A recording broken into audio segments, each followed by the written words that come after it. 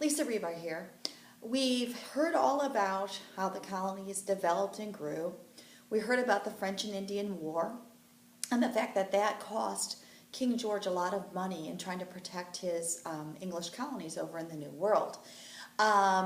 King George III needs money. Where's he going to get it from? Well, he feels like the colonies need to pay their fair share. After all, he's defended them. He sent his soldiers over there. He's their leader. He has the right to ask them for money.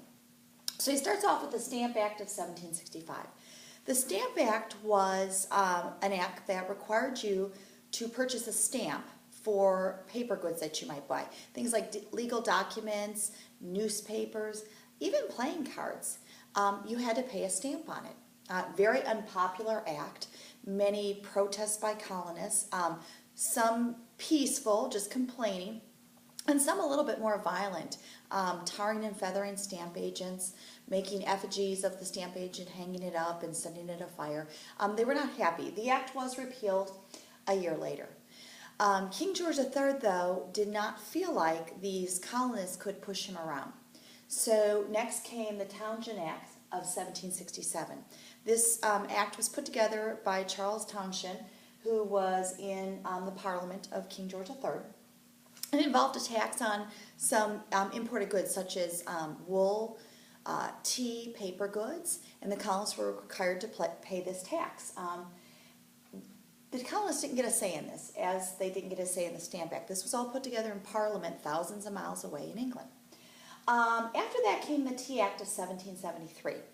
And what this involved was a British tea company, the East India Company, and they were now the suppliers of all the tea in the colonies. So even if you had your own store and you had to buy your tea through the company, pay the tax on it, and then sell that. Very, very unpopular.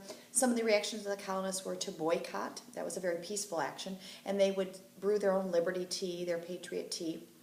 And this was their way of saying, no, we're not going to buy this. And then, of course, there were some more vigorous protesting, such as the Boston Tea Party. We'll talk about that another time. Next, we had the coercive acts, as they were said by King George III. That's what he called them. The colonists called them the intolerable acts.